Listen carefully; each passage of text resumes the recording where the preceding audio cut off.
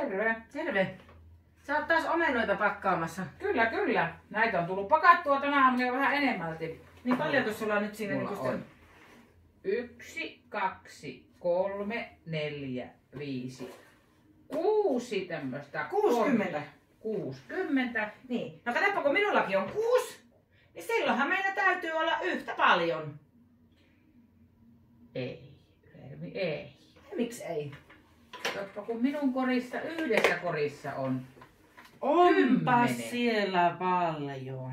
Sinulla on 6 ja minulla on tässä yhdessä korissa 10. Ja minulla on tämmöisiä koreja 10. 1, 2, 3, 4, 5, 6. No, montaaks meillä nyt sitten oikein on yhteensä? Minulla on 60 omenaa ja sinulla on 6. Eli minulla on 66 omenaa. No joo. No niin.